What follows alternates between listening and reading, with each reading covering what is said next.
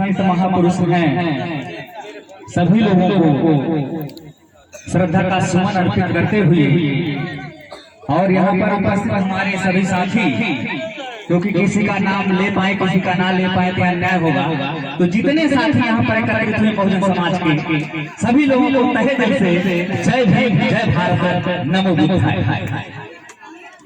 मैं आप सभी लोगों का साथी डॉक्टर ए के राज, और इससे पहले जैसा कि आप लोगों ने शुरू में हम सुने आरबी बौद्ध जी की बातों को, आरबी बौद्ध जी ने अच्छी बातें की समाज को जागरूक करने के लिए, अपने बहुजन समाज को जागरूक करने के लिए। फिर इसके बाद अजय राणा जी ने कहा, और अभी जो है वक्ता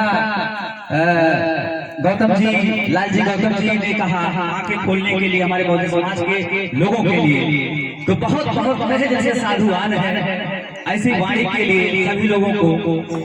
अब हमारे बीच में बैठे हैं, उपस्थित हैं माताएं और बुजुर्ग बैठा हुआ। तो जैसा कि जितने वक्ता ने यहाँ पर बात किया, मैं सबका आभारी हूँ, साधुवाद करता हूँ, उनको जय भीम जय भारत नमो बुद्धाय करता हूँ। लेकिन ये सच है कि जयंती से ज्यादा हम लोगों के लिए, मैं ज्यादा वक्त नहीं लूंगा आप लोगों का, जयंती से ज्यादा हम लोगों को बाबा साहब के विचारों को या बहुजन में जन्मे जितने महापुरुष हैं उनकी कई बातों को हमको अमल में लाना होगा, तभी हम सभी लोगों का कल्याण होगा। अब हमारे बीच में यहाँ पर माताएं बहनें और बुजुर्ग बैठी हैं। मैं ये जानना चाहूंगा, अभी तक 3 वक्ता हमारे जो बहुजन समाज के अभी तक जागरूक करने की कोशिश किए कि जो है ये जो पाखंड है, जो आडंबर है, उसको दूर किया जाए और जो बच्चों को शिक्षा के मार्ग पर लाया जाए। तो मैं जानना चाहूंगा, ये देखिए नवयुवक पीढ़ी यहाँ पर भी है जो शिक्षा इस समय ले रही है। ये बताइए कि अगर जैसे बाबा साहब जी का संविधान ना होता, आप लोग है ना, अगर खड़े हो जाइए, अगर बाबा साहब का संविधान ना होता या बहुजन महापुरुषों की कुर्बानी ना होती, जो हम लोगों को बताया गया है, बुजुर्ग बैठे हैं पिता तुल्य, तो जो मतलब जो शिक्षा आप लोग ले रहे हैं, क्या आप लोग वो शिक्षा ले पाते हैं? तेजी से बोलो, नहीं ले पाते। तो इसी सब लोग कहे जय भीम, आप लोग नहीं ले पाते, इस चीज को मान रहे हैं। उन लोगों ने हम लोगों के लिए ऐसा किया कि जिसकी बदौलत हमारा बहुजन समाज जागरूक हुआ, शिक्षित हुआ, नौकरी पाया या रोजगार पाया, या हम अपने हक अधिकारों के लिए लड़ सकते हैं। ये हमारी जो माताएं बहनें यहाँ पर बैठी हैं आप लोगों के सामने, उन्होंने अपने विचार को बताया। अब मामला ये आता है कि अगर सब चीज बाबा साहेब जी की बदौलत मिला, बाबा साहेब बहुजन में जन्मे महापुरुषों की बदौलत मिला, तो अगर हम उनके विचारों को नहीं मानते हैं या उनके विचारों को फॉलो नहीं करते हैं, तो शायद हम लोगों से बड़ा नमक हराम कोई नहीं है। क्यों? अगर मेरी बात सही है तो हाथ उठाओ, अगर मेरी बात सही है तो। अगर सब कुछ मिला है बहुजन महापुरुषों की बदौलत या बाबा साहेब जी की बदौलत, तो अगर हम उनके विचारों को नहीं मानते हैं तो ये लगता है कि मतलब उनसे या तो हम लोग ज्यादा चालाक हैं या तो वो कुछ किए नहीं। तो ये तो पूरा विश्व गवाह है भाई कि भारतीय संविधान अगर कोई दिया है तो बाबा साहेब जी ने दिया है। अगर महिलाओं को शिक्षा का अधिकार मिला है तो ये गवाह है, सब लोग जानते हैं कि माता सावित्रीबाई फुले के अथक मेहनत की वजह से मिला है। अगर आपको आरक्षण मिला है, आरक्षण की शुरुआत जो हुई है छत्रपति साहू महाराज जी की वजह से मिला है। आप लोग हमारी बात को सुन रहे हैं ध्यान से। और अगर आपको ज्ञान मिला है, संतों में संत रविदास जी की वजह से आपको मतलब जो ज्ञान मिला है, और गौतम बुद्ध जी जो कि विश्व के ऐसे गुरु हैं, विश्व के ऐसे ज्ञानी हैं कि सबके तो गुरु हैं। आप जान लीजिए कि बहुजन में इतने महापुरुष हैं जिनका कोई मिसाल नहीं है, जिनका कोई मिसाल नहीं है। ऐसे ज्ञानी पैदा हुए हैं, एक से ज्ञानी है बहुजन महापुरुष। आप जान लीजिए आज तक इस दुनिया में, मैं पूरी दुनिया की बात कर रहा हूँ, जब हम लोग नाम लेते हैं क्या कहते हैं? जय भीम जय भारत नमो बुद्धाय। अक्सर हम लोग जब नाम लेते हैं तो जय भीम जय भारत नमो बुद्धाय कहते हैं। तो आज जान लीजिए अगर आप लोग जय भीम कहते हैं तो जय भीम अगर कहते हैं तो हम थोड़ा बताना चाहेंगे आप सभी लोगों को कि जय भीम अगर कहते हैं, क्यों हम जय भीम कहते हैं, ये थोड़ा आपके दिमाग में चल रहा होगा, या लोग कुछ लोग कहना भी चाहते हैं, कुछ लोग नहीं भी कहना चाहते हैं। जो बाबा साहब को दिल से नहीं मानते, कुछ राजनीतिक गतिविधियों की वजह से भी जय भीम कहते हैं। अब उनकी मजबूरी हो या ना हो, जैसा कि हमारे वक्ता ने अभी कहा कि कुछ ऐसे समाज में लोग हैं कि जो मतलब बाबा साहब जय भीम कहते हैं, लेकिन उनकी बातों को, उनकी विचारधाराओं को नहीं मानते। तो जय भीम अगर आप कहते हैं तो आप ये सोचिए कि जय भीम बाबा साहब की जीत, और बाबा साहब की जीत क्यों हो? मामला ये है,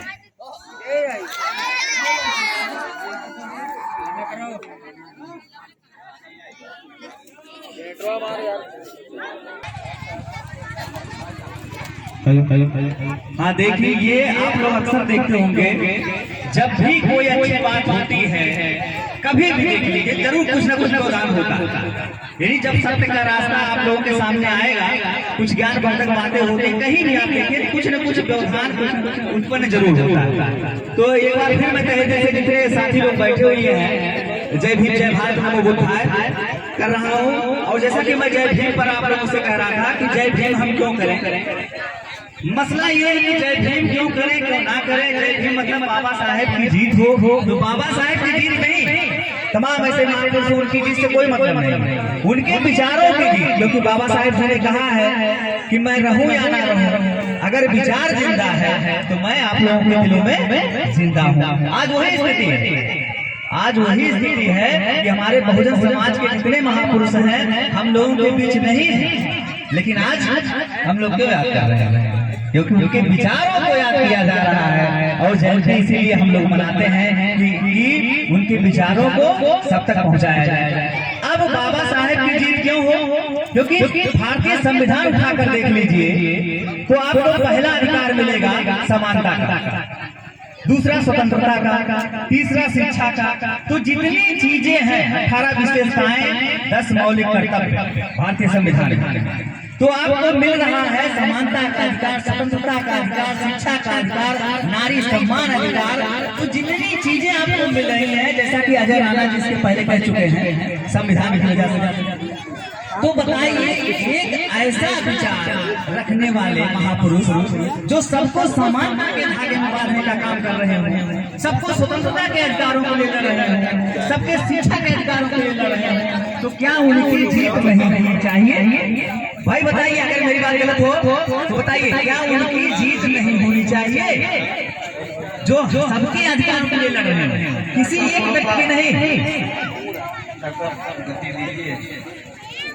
हाँ, किसी एक व्यक्ति के लिए नहीं, वो सबके लिए अधिकारों के लिए लड़ रहे हैं। तो मेरा ये कहना है कि जय भीम हम लोग करें, और इसी चीज से करें कि ये पूरे भारतवासियों को, हर नागरिक को करना चाहिए, कोई जात नहीं। कुछ लोग ये सोचेंगे कि यार जो बहुजन लोग हैं वही जय भीम कहें, तो ये गलत। जय भीम तो मोदी भी कहते हैं, योगी भी कहते हैं, क्यों? मेरी बात अगर गलत हो बताइए। जय भीम मोदी भी कहते हैं, योगी भी कहते हैं, क्या वो बहुजन के हैं, क्या वो दलित हैं? टॉपिक मेरा है, तो मेरे भाइयों बहनों ये जानिए कि जय भीम जो है ये सांप्रदायिक धर्म नहीं है, ये जाति विशेष नहीं है, ये उसकी लड़ाई है समानता के अधिकारों की, स्वतंत्रता के अधिकारों की, शिक्षा के अधिकारों की। तो इसीलिए जय भीम हर प्राणी को कहना चाहिए, भारत के जितने नागरिक, क्योंकि किसी धर्म की बात नहीं। अगर कोई ये आपसे कहे, देखो आज मैं हुआ, कल ना रहा, कल आप लोग रहें या ना रहें, लेकिन अगर कोई आपसे प्रश्न करता, क्योंकि आज हम लोग तो अगर बाबा साहब के विचारों को हम लोग नहीं फॉलो करेंगे या बाबा साहब को नहीं बढ़िया से जानेंगे, तो जयंती मनाना निरर्थक है, बेकार है। तो अगर कोई आपसे जय भीम कहता है और आप नहीं कर पा रहे हैं जय भीम गर्व से, तो उससे एक सवाल कर सकते हो, उससे एक सवाल कर सकते हो कि ये बताइए कि जो आईडी कार्ड आपका बना हुआ है, जो आपका आईडी कार्ड बना हुआ है, ये भारत निर्वाचन द्वारा बना हुआ है, आप नहीं तो वोट ही नहीं डाल सकते, आप वोट ही नहीं डाल सकते थे। तो जो भारत निर्वाचन द्वारा आपका आईडी कार्ड बना हुआ है, वो किसने बनाया है? बाबा साहब के संविधान द्वारा बना भारत। आपका आधार कार्ड कहाँ से बना है? आपका आधार कार्ड जो आज जरूरत है, मैं चाहूँ तो अपनी वाणी को खत्म कर, लेकिन बताना जरूरी है आपको कि अगर आपका आधार कार्ड लेके आप चल रहे हैं, श्रम कार्ड जो बना हुआ, श्रम कार्ड को बाबा साहब सन 1954 में ही कर दिया। श्रम कार्ड का जो आज फायदा आप लोग ले रहे हो या जो चल रहा है, 1954 में बाबा साहब ने श्रमिक कार्ड बनाया, और जिसकी ड्यूटी 12 घंटे थी, 14 घंटे ड्यूटी थी, 8 घंटे का उन्होंने किया। बाबा साहब जी का योगदान रहा। तो आपका आधार कार्ड अगर बन रहा है तो भारत सरकार द्वारा, आपका निर्वाचन बन रहा है तो निर्वाचन आयोग द्वारा, आपका राशन कार्ड, आपका यहाँ तक कि जब आप परीक्षा पास होते तो वहाँ क्या लिखा होता है? अगर यूपी बोर्ड वाले हैं तो यूपी उत्तर प्रदेश सरकार लिखा होता है, अगर उत्तर केंद्र वाले हैं तो केंद्रीय विश्वविद्यालय लिखा होता है। तो इन सबका निर्माण किसने किया? संविधान द्वारा किया गया। सबका निर्माण संविधान द्वारा किया गया, और संविधान किसने बनाया? जिनके जयंती में हम लोग उपस्थित हैं। आपका राशन कार्ड, पैन कार्ड, आधार कार्ड, कोई ऐसा प्रमाण नहीं है कि जो संविधान द्वारा, कोई ऐसा प्रमाण नहीं है कि जो संविधान द्वारा ना बने। और संविधान बनाने वाले बाबा साहब। तो मेरा ये सवाल है, बस मैं 5 मिनट और लूँ, 5 मिनट और। मेरा ये सवाल है कि जैसे माताएं बहनें यहाँ पर उपस्थित हैं, सभी लोग उपस्थित हैं, अभी जैसे इसके पहले भी वक्ता लोग अपनी बातों को कह चुके हैं, विचारधारा रख चुके हैं। तो मैं ये जानना चाहता हूँ कि जैसे सभी लोगों ने कहा कि पाखंड को, आडंबर को दूर किया जाए, और बाबा साहब का एक मिशन था, शिक्षित बनो, संगठित बनो, संघर्ष करो। और इसके पहले लालजी गौतम जी ने कहा शिक्षा श्रेणी का वो दूध है, बाबा साहब जी ने कहा है, उनकी विचारधाराओं को उन्होंने कहा, सभी लोगों ने कहा। तो मैं ये जानना चाहता हूँ कि जो समाज में कुरीतियां फैली हुई हैं, समाज में जो कुरीतियां फैली हुई हैं, अंधविश्वास है, जैसे सभी चीजों को तो बाबा साहब जी ने किया। मैं बताऊंगा तो पूरी रात कम पड़ जाएगी। आपको पानी पीने का अधिकार बाबा साहब जी ने दिया, आपको शिक्षा का अधिकार बाबा साहब जी ने दिया, आपको धन रखने का अधिकार बाबा साहब जी ने, RBI का स्थापना बाबा साहब जी ने किया है सन 1935 में। और जैसा कि सभी महापुरुषों ने कहा, तो ये बताइए कि अगर बाबा साहब ये कह रहे हैं, बाबा साहब ये कह रहे हैं कि मतलब हमारे विचारों को, हमारे 22 प्रतिज्ञाओं, उन्होंने 14 अक्टूबर 1956 नागपुर में दीक्षा भूमि में हम सभी बहुजनों के लिए 10 लाख नागरिकों के साथ प्रतिज्ञा लिया है, और कहा है बहुजन वालों को कि आप लोग 22 प्रतिज्ञाओं को फॉलो कीजिए, तभी हम लोगों का कल्याण होगा। और उन्होंने ये भी कहा है कि हमारी मूर्ति की पूजा ना करो, उन्होंने ये कहा है कि हमारी मूर्ति की पूजा ना करो, हमारे विचारों की पूजा करो। तो ये बताइए कि अगर उन्होंने ये चीज कहा है कि मूर्ति की पूजा ना करके विचारों की पूजा की जाए, फिर भी सब कुछ मिला बाबा साहब की बदौलत, महापुरुषों की बदौलत, फिर आप लोग ये हमको बताइए कि आज भी लोग, जैसे कि ये टॉपिक हो चुकी है, लेकिन आज भी लोग पाखंड में, आडंबर में पड़े हुए हैं। तो ये बताइए क्या ये जो लोग पाखंड या मूर्ति पूजा करते हैं, ये आप लोग मान लो जो बुजुर्ग लोग कर चुके हैं या आने वाली पीढ़ी, आप लोग से इसलिए ज्यादा पूछ रहे हैं क्योंकि आप लोग कल के नागरिक, आज के बच्चे कल के नागरिक हैं आप लोग, और आप लोग इस समाज को नई दिशा दे सकते हैं। तो मैं ये जानना चाहता हूँ कि ये जो लोग मूर्ति पूजा करते हैं या पाखंड वाला काम करते हैं, तो क्या ये सही है या गलत? आप लोग तो आज से इस विचार को फॉलो करोगे, आप लोग बाबा साहब के विचार को मानोगे, बाबा साहब के विचार को मानोगे तो ताली बजाओ। अगर मानते हो विचार ताली बजाओ, नहीं तो फिर पाखंड में, आडंबर में रहो और जयंती मत मनाओ। भाई मेरा कहना जो है वो है परफेक्ट है। अगर आप लोग उसी अंधविश्वास में रहेंगे, उसी पाखंड में रहेंगे, तो फिर जयंती का क्या महत्व है? उनके विचारों नहीं तो जयंती जानते हैं कितने साल से मनाया जा रहा है? बाबा साहब जब से जन्म लिए हैं, उनका जन्म 14 अप्रैल 1891 से मनाया जा रहा है।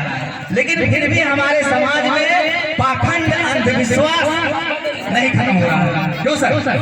मैं बेसिक टाइम दे रहा हूँ, ये टाइम कीमती है सर, मैं समझ रहा हूँ इस चीज, क्योंकि नाच गाना हो जाएगा कोई फर्क नहीं पड़ेगा, और चीज बोलेंगे कोई फर्क नहीं पड़ेगा। लेकिन अगर हम जयंती कहें तो उनके विचारों को जानना जरूरी है। नाच गाना किसको तो चलेगा जो भी हो, लेकिन 14 अक्टूबर 1891 से उनकी जयंती मनाई जा रही है, उनका जन्मदिन मनाया जा रहा है।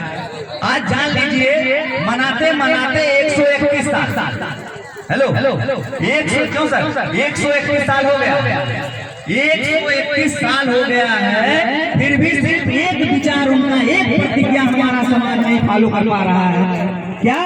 पहला प्रतिज्ञा उनका है, मैं ब्रह्मा विष्णु महेश को भगवान नहीं मानूंगा। देखिए मेरी बातें कड़वी लगे, लेकिन इसके लिए क्षमा प्रार्थी हूँ, मैं अपनी बात नहीं कर रहा हूँ। जिस जयंती में आप लोग आए हैं, मैं बाबा साहब की बात कर रहा हूँ, मैं बाबा साहब की बात कर रहा हूँ, अपनी बात नहीं। मेरी क्या बात है, मेरे क्या मिसाल है? तो बाबा साहब जी ने पहले प्रतिज्ञा में कहा है कि मैं ब्रह्मा विष्णु महेश को भगवान नहीं मानूंगा। लेकिन ये मेरा समाज बताइए 131 साल उस महापुरुष की जयंती मनाते मनाते हो चुकी है।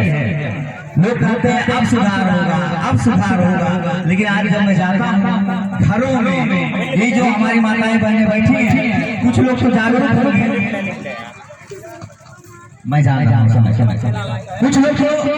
कुछ लोग जो है, कुछ लोग तो मान लो अभी यहीं से जाएंगे फिर उसी पाखंड में पड़ जाएंगे। सही है गलत है? मेरी बात देखिए, बुरा लगेगा, क्षमा प्राप्त हूँ, आपका बेटा हूँ, आपका भाई हूँ, कुछ भी कर सकते हैं, लेकिन कुछ लोग जाएंगे तो बाबा साहब की पहली प्रतिज्ञा नहीं मानेंगे, मतलब प्रतिज्ञा 22 है, लेकिन एक प्रतिज्ञा नहीं मानने की स्टार्ट। तो बताइए मिशन कैसे पूरा होगा? मेरा सवाल है कि मिशन कैसे पूरा होगा? भाई बताइए आप लोग, और कोई रास्ता है? अगर बाबा साहब से बड़ा हितैषी हम लोगों का कोई नहीं है, बहुजन महापुरुषों से हितैषी कोई नहीं है, तो आप बताइए उनकी अगर हम बातों को नहीं मानते हैं तब फिर जयंतिया जय भीम बोलने से क्या मतलब?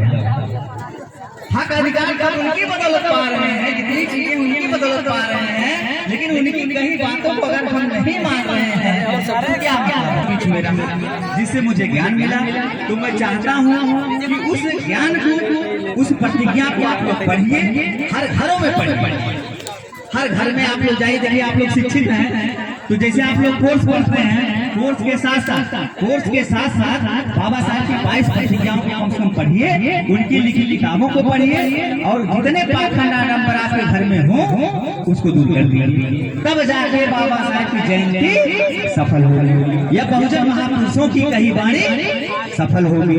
मैं देखिए वैसे भी तमाम वक्ता है कार्यक्रम आगे बढ़े, तो इसलिए क्षमा प्रार्थी हूँ भाई लेट के लिए, और यही मैं चाहता हूँ कि आप लोग अब से जब जागो तभी सवेरा, इसी शब्दों के साथ सभी लोगों से जय भीम, जय भारत, नमो।